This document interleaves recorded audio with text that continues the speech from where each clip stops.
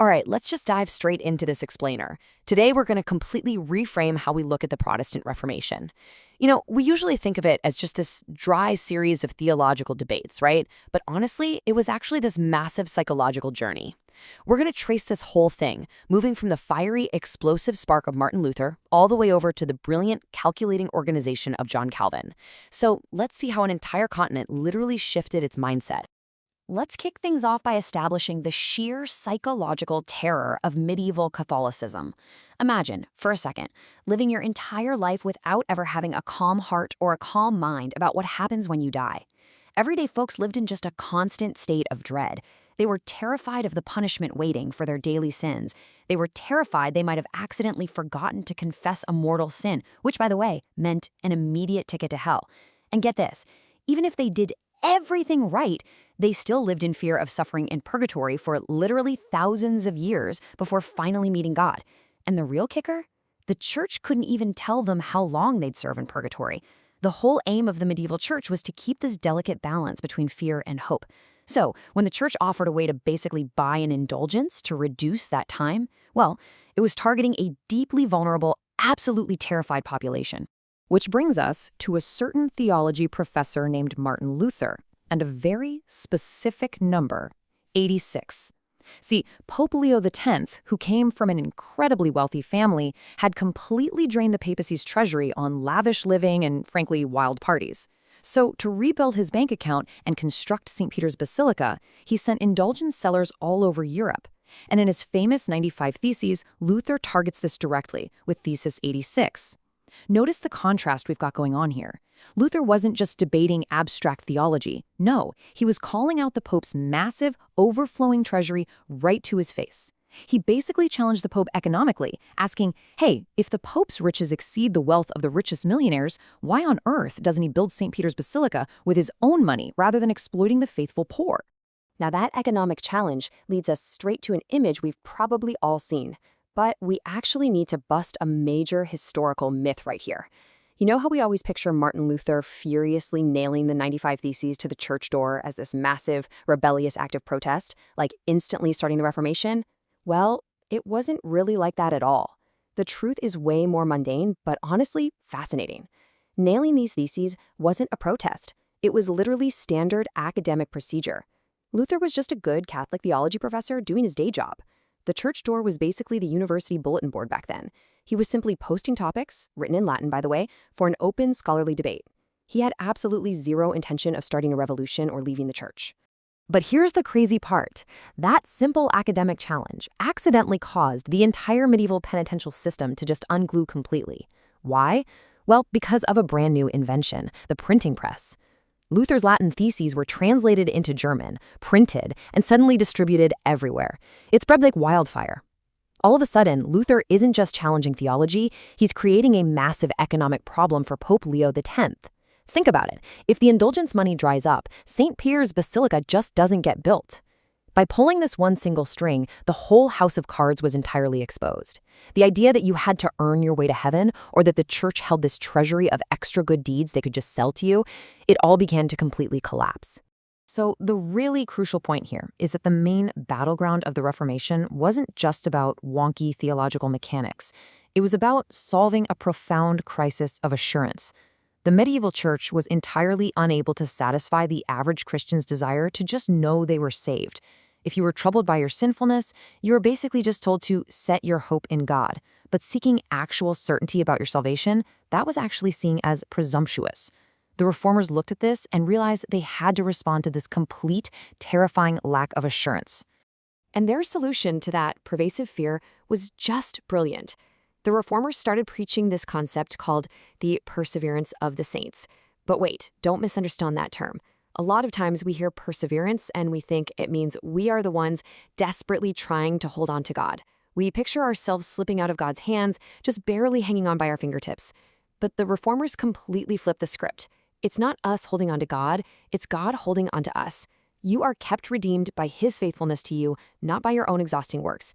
The imagery completely shifts from a terrifying, desperate struggle to this deeply comforting truth of God's unyielding grip. Now, just imagine the massive, collective sigh of relief sweeping across Europe. Suddenly, everyday people are being told that redemption is already finished by Christ on the cross. Done. They're told God holds on to them, and that believers should confidently bear witness to their salvation. And honestly, the best part? Purgatory doesn't even exist. It's totally made up. Imagine the incredible relief of a medieval peasant suddenly realizing they don't stand under God's agonizing judgment, and none of their deceased friends or relatives are currently suffering in some fiery purgatory. Finally, they were told they are justified by God's grace alone, not by endless, exhausting works. I mean, it was pure, unadulterated liberation from profound fear. History really relies on different personalities for different moments, and the contrast between the two titans of this movement couldn't be any starker. On one side, we've got the spark, Martin Luther. He was a German, extemporaneous preacher. Honestly, he was notoriously scattered, didn't care who he offended, and he was forcefully thrown out, excommunicated from the Catholic Church. But then, on the other side, we have the architect of the second generation, John Calvin. Born in France, studied humanism, trained as a lawyer, he carefully weighed his words in French and Latin. And unlike Luther, Calvin was highly organized and actually made the intentional decision to leave the church himself.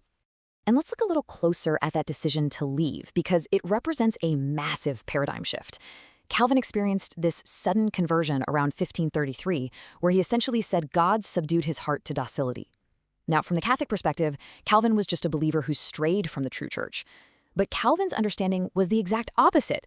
To him, the Catholic institution was the one in ruins. It was the one that had strayed from the Bible. So in his mind, the only way for him to stay within the true biblical church was to physically leave the Roman Catholic institution. Talk about a total flip in perspective, right? So this radical shift in thinking kicks off a journey that perfectly tracks Calvin's transformation into the great systematizer of the Reformation. Following that sudden conversion in Paris in 1533, he heads over to Basel, a reformed city. Here, in 1536, he starts writing his masterwork, The Institutes of the Christian Religion, basically aiming to clearly defend Protestant theology.